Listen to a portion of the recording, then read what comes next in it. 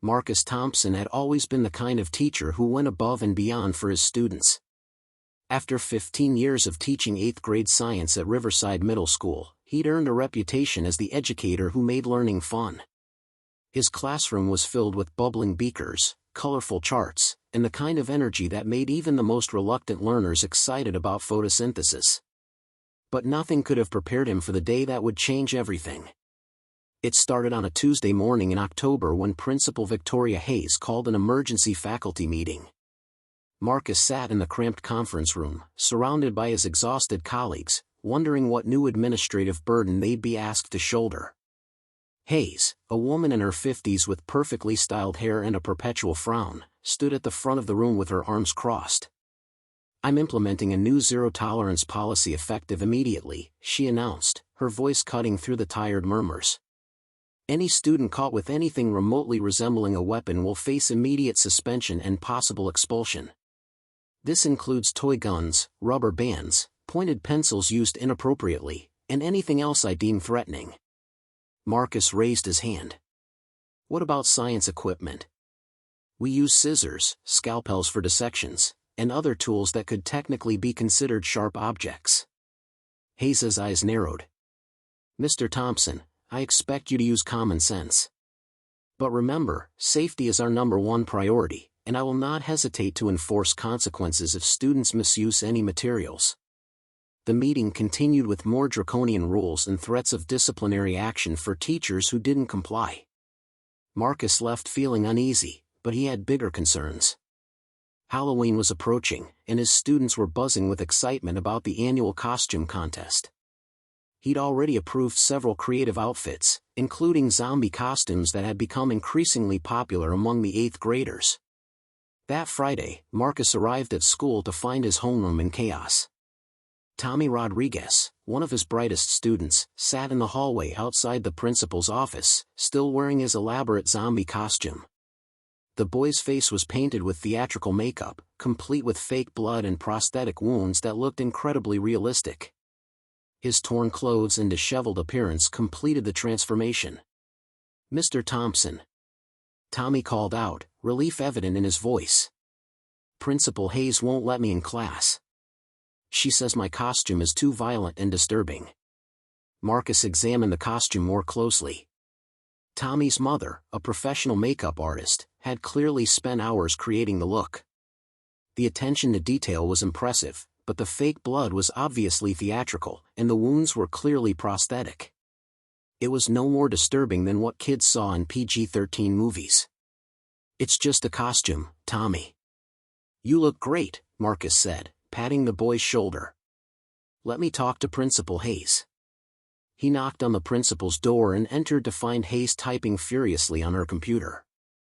She looked up with obvious annoyance. "Mr. Thompson, I assume you're here about Mr. Rodriguez. His costume is completely inappropriate for a school environment. I've already called his parents to pick him up." "Victoria, it's Halloween. The costume contest is today. Tommy's outfit is creative and well-made. There's nothing actually violent about it." Hayes stood up, her face reddening. "Are you questioning my judgment? That boy looks like he's been in a violent altercation. What message does that send to our younger students?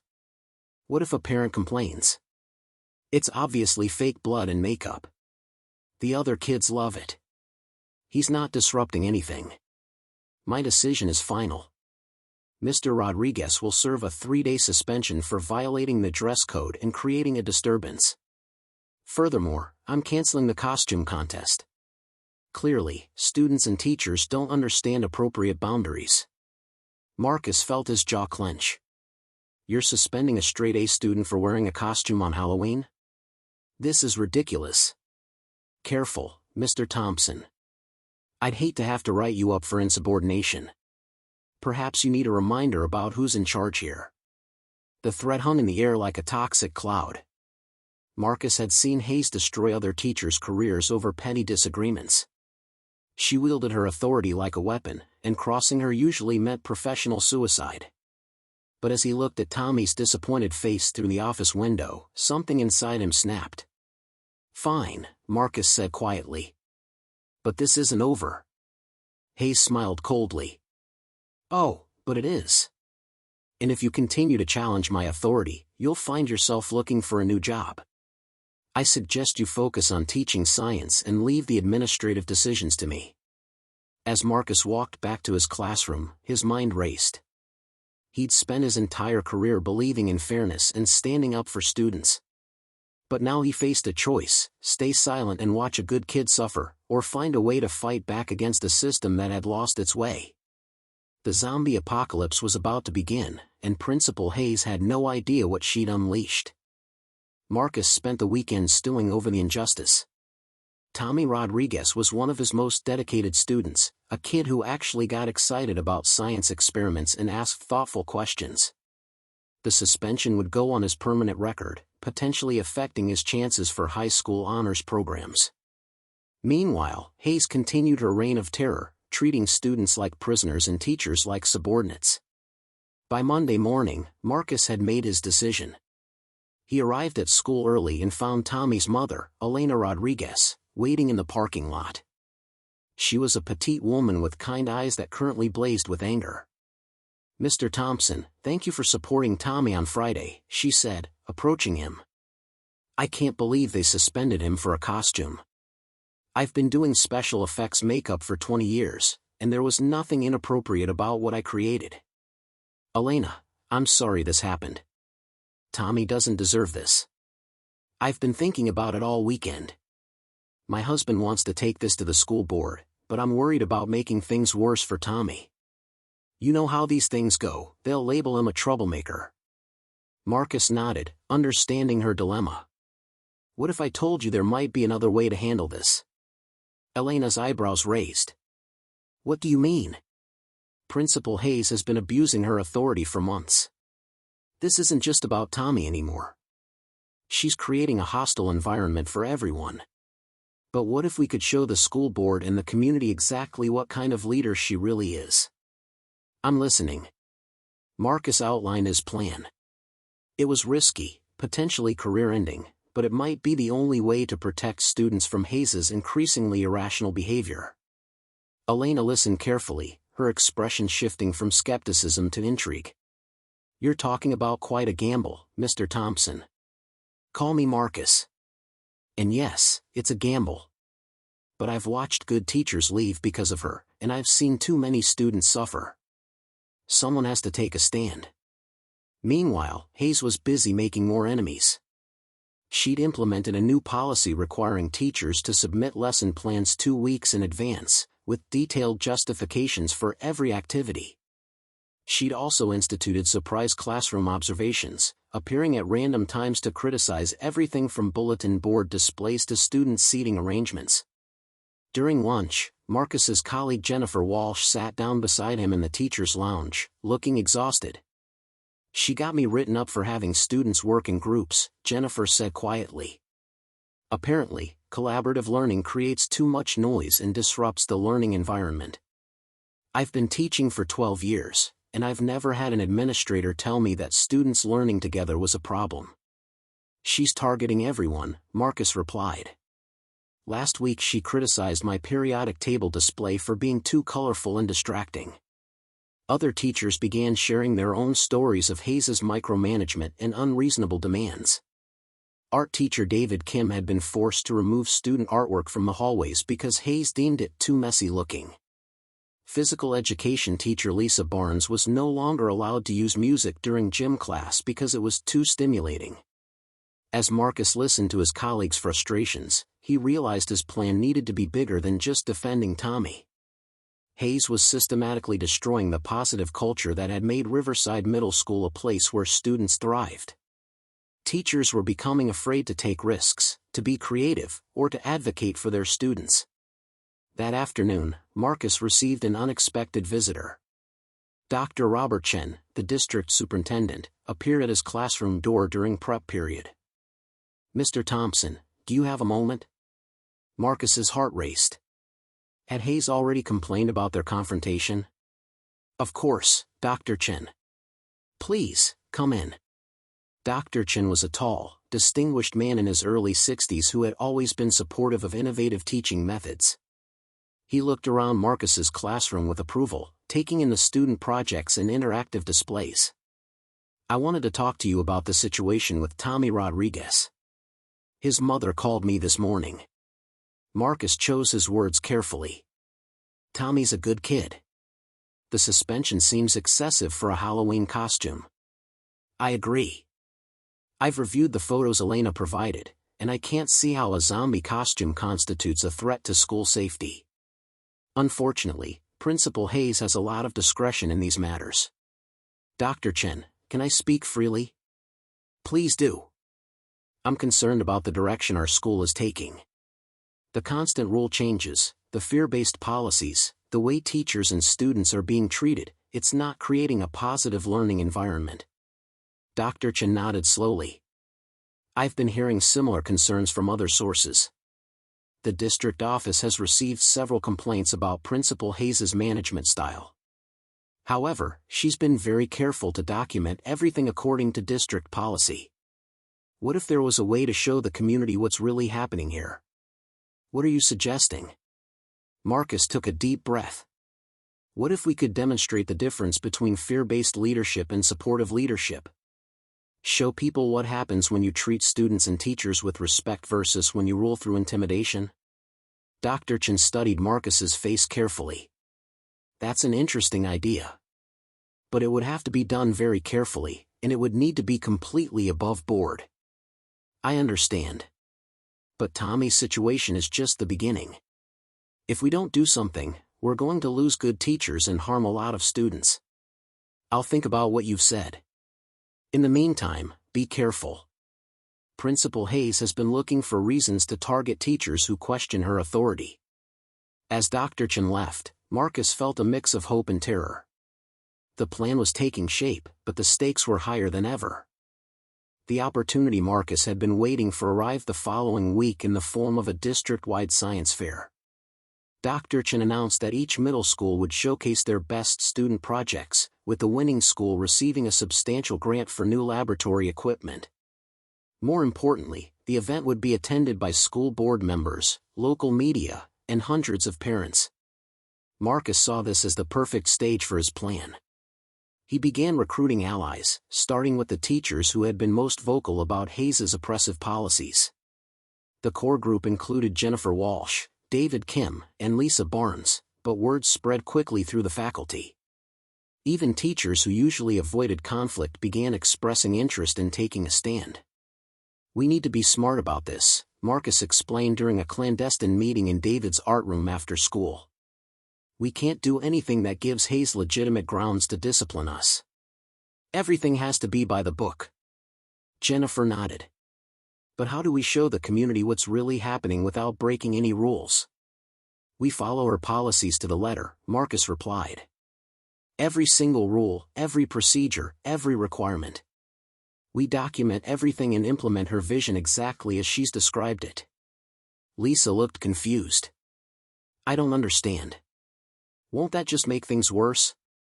"That's the point. Hayes' policies are so restrictive and counterproductive that if we follow them perfectly, the results will speak for themselves. The community will see exactly what kind of learning environment she's creating." David caught on first. "You're talking about malicious compliance." "Exactly. We're going to give her exactly what she's asked for, and let everyone see the consequences." Meanwhile, Hayes continued her campaign of intimidation. She'd started conducting daily inspections of classrooms, armed with a clipboard and a seemingly endless list of infractions. Teachers were being written up for everything from having too many plants in their windows to allowing students to sharpen pencils during instruction time. Tommy Rodriguez returned from his suspension to find his enthusiasm for school significantly dampened. The bright, curious student who used to stay after class to ask questions about upcoming experiments now sat quietly in the back row, afraid to draw attention to himself. "Hey, Tommy," Marcus said after class one day. "You seem quiet lately. Everything okay?" The boy shrugged. "I guess. I just don't want to get in trouble again. My mom says I need to keep my head down and not cause any problems." Marcus felt his anger flare. Hayes had successfully intimidated not just a student, but his entire family. "Tommy, you didn't do anything wrong. You know that, right?" Principal Hayes said my costume was disruptive and inappropriate. Maybe she was right. She wasn't right. You're a good student with creative ideas, and you should never apologize for that. Tommy looked up hopefully. Really? Really? And Tommy? I want you to be thinking about what project you'd like to enter in the science fair. I have a feeling it's going to be a very important event. That evening, Marcus called Elena Rodriguez to update her on the plan. She'd been in contact with Dr. Chen and several school board members, but was frustrated by the slow pace of the official complaint process. They keep telling me that Principal Hayes is following district policy, Elena said. But what she's doing feels wrong. Tommy used to love school, and now he's afraid to participate in class. Elena, I need you to trust me for a little while longer. The science fair is in 2 weeks, and I think we're going to be able to show everyone exactly what's happening at Riverside. What are you planning? I can't give you all the details yet, but I promise you that Tommy's story is going to be heard. And more importantly, we're going to make sure this doesn't happen to any other students. As the science fair approached, Hayes ramped up her control measures. She instituted a new policy requiring all student projects to be pre-approved by her office, with detailed explanations of educational objectives and safety protocols. She also mandated that all teacher interactions with parents during the event be supervised by administrators. She's making it impossible for us to do our jobs, Jennifer complained during another secret meeting. How are we supposed to showcase student work when everything has to be approved by someone who doesn't understand science education? That's exactly the point, Marcus replied. She's creating a system that's designed to fail. We just need to make sure the failure is visible to everyone who matters. The teachers spent the next week preparing for the science fair with military precision. They documented every interaction with Hayes's office, recorded every rejected project proposal, and carefully noted every instance of bureaucratic obstruction. They also reached out to parents, making sure they understood the new policies and their impact on student participation. Meanwhile, Marcus had a separate conversation with Dr. Chen, who had become increasingly concerned about the complaints he was receiving. I've been reviewing Principal Hayes's disciplinary records, Dr. Chen said. The number of student suspensions has tripled since she took over, and teacher turnover is at an all-time high. The school board is starting to ask questions. What kind of questions? About leadership effectiveness, student outcomes, and community satisfaction. The Hayes experiment isn't working, but she has supporters among the board members who hired her. They're not going to admit they made a mistake without compelling evidence. Dr. Chen, what if I told you that compelling evidence was about to present itself? I'd say I'm very interested to see what happens at the science fair. The stage was set. In less than a week, the entire community would witness the true impact of Hayes's leadership style. Marcus just hoped his plan would work without destroying his career in the process. The morning of the science fair dawned gray and drizzly, matching the mood in the hallways of Riverside Middle School. Marcus arrived early to find Hayes already there, clipboard in hand, inspecting the setup in the gymnasium where the event would take place. "Mr. Thompson," she called out sharply. "I need to review your students' project presentations one more time. Several of them don't meet the new safety standards I implemented yesterday." Marcus pulled out his own clipboard, filled with documentation of every policy change, every rejected proposal, and every last-minute requirement Hayes had imposed. "Which safety standards are those? The ones you announced at 4 p.m. yesterday, or the additional ones you emailed at 11 p.m. last night?" Hayes's face reddened. "Don't take that tone with me. I don't care when I announce them. They're in effect now, and any project that doesn't comply will be removed from the display." "Of course. Here's my documentation showing that all student projects were initially approved by your office last week, then rejected Monday for reasons that weren't specified in the original guidelines, then reapproved Tuesday with modifications, then rejected again Wednesday for entirely different reasons." Marcus handed her a thick folder. "I've followed every policy change exactly as requested. Unfortunately, the constant revisions have made it impossible for students to complete their projects as originally designed. Hayes flipped through the paperwork, her expression growing increasingly frustrated. Marcus had been meticulous in his documentation, creating a paper trail that clearly showed the chaos her micromanagement had created. This is exactly what I asked for," she said, clearly realizing she'd been outmaneuvered. "Exactly. Every single requirement has been met. The only problem is that meeting all your requirements has made it impossible for students to actually learn anything or produce meaningful work." Other teachers began arriving with their own folders of documentation. Jennifer Walsh approached with a group of her students, who were carrying what appeared to be the most boring science projects ever created. "Principal Hayes," Jennifer said sweetly, "I wanted to thank you for your guidance on our projects. Following your requirements for educational appropriateness and minimal complexity, my students have created these wonderful displays about basic color theory and simple addition. The projects were technically perfect according to Hayes's guidelines, but they were so elementary that they looked like they'd been created by first graders rather than eighth graders." The students looked embarrassed and frustrated, clearly aware that their work was far below their actual capabilities. These are middle school students," Hayes stammered. "Surely they can handle more complex concepts." "Oh, they can," Jennifer replied. "But remember your memo about avoiding anything that might be considered too advanced or potentially confusing for parents who might not have scientific backgrounds." "I follow those guidelines exactly." David Kim appeared with his art students, who were carrying displays that looked like they'd been created by robots. Every poster was identical in format, with the same fonts, the same color schemes, and the same basic layout. "Mr. Kim, what happened to creativity in these projects?" Hayes asked, clearly beginning to understand what was happening. "Well, your new guidelines specified that all displays must be uniform in appearance to avoid any student feeling inferior about their artistic abilities. You also require that all decorative elements be pre-approved to ensure they don't violate any cultural sensitivity guidelines. This is what meets all your requirements." The students standing behind David looked miserable. These were kids who normally created vibrant, imaginative artwork, now forced to present cookie-cutter displays that showcased nothing of their actual talents. As parents began arriving for the fair, the contrast between Riverside's displays and those from other schools became painfully obvious.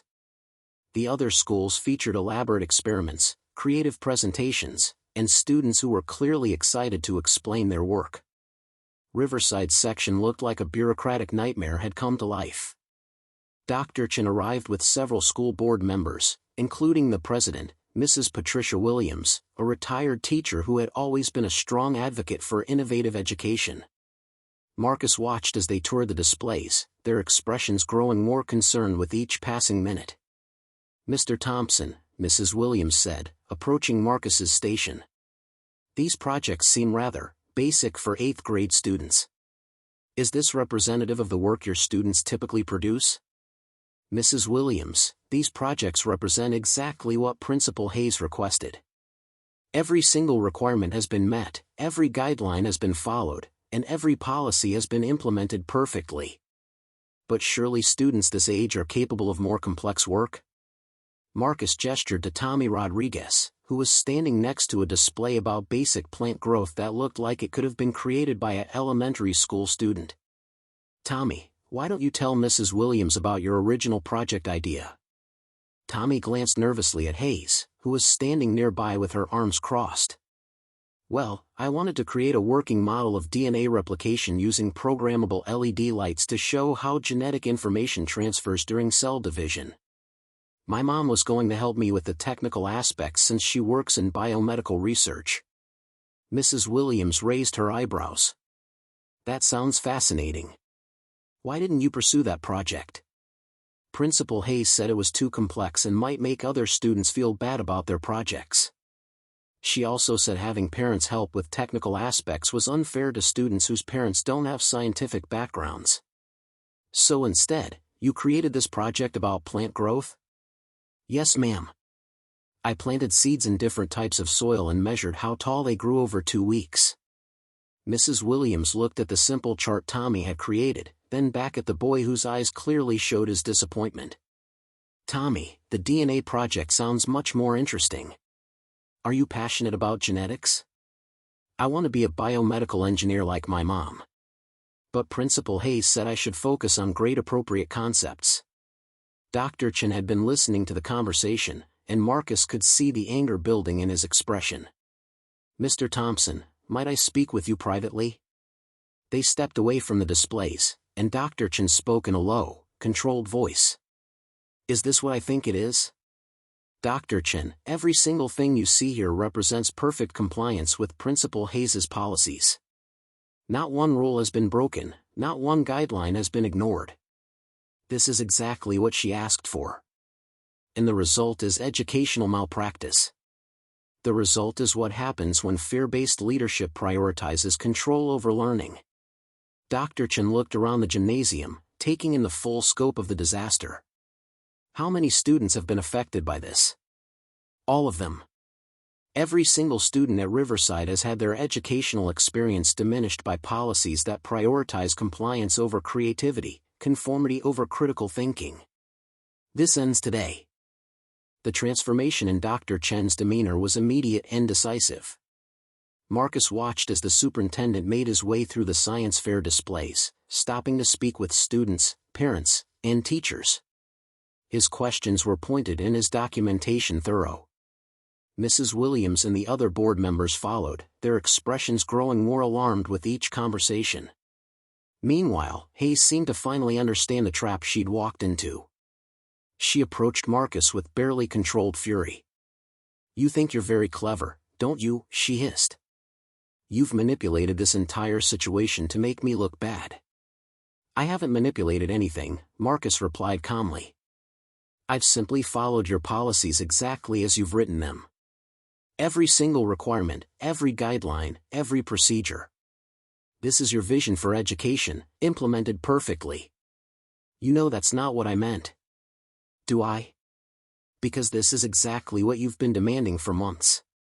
Complete compliance, no creativity, no risk-taking, no student initiative. You wanted control over every aspect of education, and you got it. Hayes's face was pale now. She was beginning to understand the full extent of her exposure. You can't prove that I intended for this to happen. I don't need to prove your intentions. I just need to show the results of your policies. And they're on display for everyone to see. Across the gymnasium, Elena Rodriguez was speaking with Mrs. Williams about Tommy's experience. The conversation was drawing a crowd of other parents who had their own stories about Hayes's impact on their children. My daughter used to love writing, one mother was saying. But now she's afraid to be creative because everything has to fit Principal Hayes's formula for appropriate content. My son stopped asking questions in class, another parent added. He said his teacher told him that questions not directly related to the lesson plan were disruptive. Mrs. Williams was taking notes, but Marcus could see that she didn't really need to. The pattern was clear and undeniable. Hayes had created a climate of fear that was stifling student growth and teacher effectiveness. Dr. Chen rejoined the group, his expression grim. Mrs. Williams, I think we need to have an emergency session with the school board. This situation requires immediate attention. I agree completely. Dr. Chen, I want a full report on my desk by Monday morning. And I want to know what steps are being taken to address these issues. Hayes, who had been hovering nearby, finally spoke up. Dr. Chen, I think there's been a misunderstanding. These teachers have deliberately misrepresented my policies to create this situation. They're trying to undermine my authority. Principal Hayes, Dr. Chen replied, his voice cold, I've reviewed the documentation Mr. Thompson and his colleagues have provided. Every email, every memo, every policy change has been carefully recorded. There's no misrepresentation here. This is exactly what you asked for. But I never intended. Your intentions are irrelevant. The results speak for themselves. You've created an environment where students are afraid to learn and teachers are afraid to teach. That's not leadership, that's authoritarianism. The public confrontation was drawing more attention. Parents who had been milling around the other displays began gathering around the Riverside section, drawn by the obvious tension. Marcus realized that his plan had worked perhaps too well. Hayes was being humiliated in front of the entire community. "Dr. Chen," Marcus said quietly, "might I suggest we continue this conversation in a more private setting? I think we've made our point." Dr. Chen nodded, understanding that further public embarrassment would serve no constructive purpose. "Principal Hayes, please join me in the conference room. We have a lot to discuss." As the administrators left, Marcus found himself surrounded by his colleagues and several parents. The mood was a mixture of relief and apprehension. They'd successfully exposed Hayes's destructive leadership, but the consequences were still uncertain. "Marcus," Elena Rodriguez said, "I want to thank you for what you've done. Tommy's been miserable for months, and I felt helpless to do anything about it." "All the teachers deserve credit," Marcus replied. "This was a team effort. We all knew that something had to change." Jennifer Walsh looked worried. "But what happens now? Hayes isn't going to just disappear. She'll probably try to retaliate against all of us." "She can't retaliate if she's no longer in a position of authority," David Kim pointed out. "After what happened today, I don't see how the school board can keep her in place." Lisa Barnes was less optimistic. "You're assuming the board will do the right thing. Sometimes they just transfer problem administrators to other schools rather than deal with the controversy of firing them." Marcus understood their concerns. He'd taken an enormous risk by orchestrating this confrontation, and there was no guarantee of a positive outcome. But as he looked around the gymnasium at the other schools' displays, full of creativity, innovation, and student engagement, he knew he'd made the right choice. "Whatever happens," he said, "we've shown the community what's at stake. Parents have seen the difference between education based on fear and education based on support. That's not something that can be easily hidden or forgotten." Tommy Rodriguez approached the group, still looking disappointed about his basic plant project. "Mr. Thompson, do you think I'll be able to do my DNA project next year?" "Tommy, I think you're going to be able to do projects that are even more amazing than you've imagined. Change is coming, and it's going to be good for students like you." The boy smiled for the first time in weeks. "Will you help me with the DNA project if I can do it?" "Absolutely. We'll make sure it's the best genetics project the science fair has ever seen." As families began to leave the gymnasium, Marcus noticed that parents from other schools were stopping to talk with Riverside parents, clearly curious about what they'd witnessed. The story was going to spread beyond just the school community, and that meant accountability would be even harder to avoid. Dr. Chen reappeared, looking drained but determined. "Mr. Thompson, I need to speak with you and your colleagues before you leave. There are going to be some changes, and I want to discuss them with you." "What kind of changes?" "The kind that should have happened months ago. Principal Hayes has submitted her resignation, effective immediately. I'll be serving as interim principal until we can find a replacement." Marcus felt a wave of relief wash over him. The plan had worked, but more importantly, students would no longer have to suffer under Hayes's oppressive regime. "Dr. Chen, what about the teachers who participated in today's action? Are there going to be consequences?" "The only consequences will be positive ones. You've shown exactly the kind of courage and professionalism that makes great educators. The district owes you a debt of gratitude."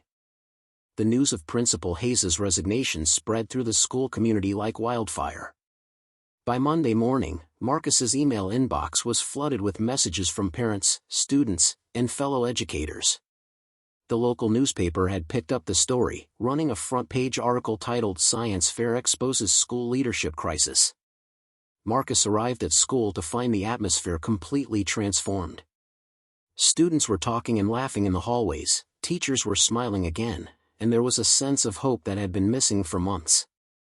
Dr. Chen had moved quickly to suspend many of Hayes's most restrictive policies, giving everyone breathing room while a more comprehensive review took place. "Mr. Thompson." Tommy Rodriguez called out, practically bouncing as he approached Marcus's classroom. "My mom said I can work on my DNA project after all. She's going to help me design the LED system this weekend." That's fantastic, Tommy. I can't wait to see what you come up with. And guess what? Principal Chen said we can have a do-over science fair in the spring so everyone can show their real projects. Isn't that awesome? Marcus smiled, remembering why he'd become a teacher in the first place. It's very awesome. Education should be about helping students reach their potential, not limiting them. During his prep period, Marcus received a visit from Elena Rodriguez, who looked like a weight had been lifted from her shoulders. I wanted to thank you again, she said. Tommy actually volunteered to help me with my makeup work this weekend. He hasn't shown interest in anything creative since the suspension. How is he doing with everything that's happened? He's excited about school again. That's all I ever wanted. He came home Friday and said, "Mom, I think I can be smart again." It broke my heart that he ever thought otherwise. Marcus felt a surge of anger at what Hayes had done to students' self-perception. Elena, I want you to know that Tommy never stopped being brilliant. He just needed adults who would support his curiosity instead of crushing it. I know that now. But Marcus, I'm worried about the other students who didn't have teachers willing to fight for them. How many kids gave up on learning because they thought they weren't smart enough? It was a sobering question. Marcus had focused on the immediate crisis, but the long-term damage to student confidence would take time to repair. We'll have to work extra hard to rebuild their faith in themselves and in education. Dr. Chen appeared in the doorway, looking more relaxed than Marcus had seen him in months. Mr. Thompson, do you have a moment?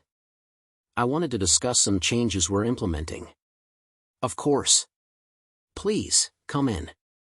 Dr. Chen took a seat, and Elena excused herself to let them talk privately. I've been reviewing the documentation you and your colleagues provided, Dr. Chen began.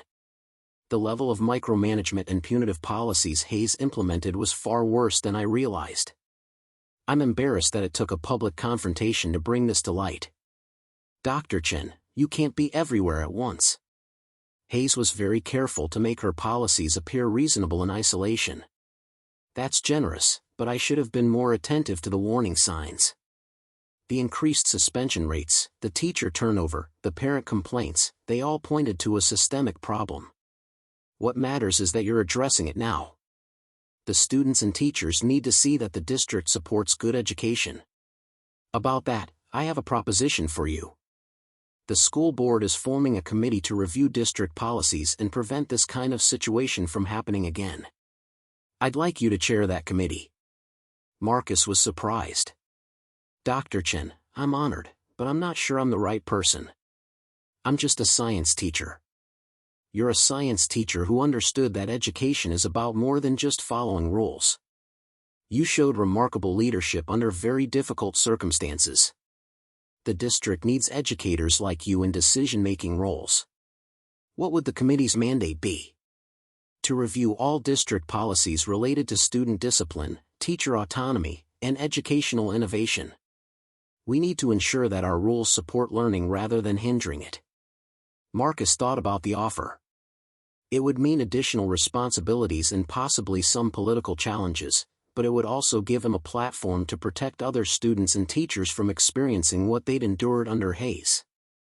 I'll do it, with one condition. I want teachers, parents, and students to have meaningful input in the process. This can't be another top-down initiative.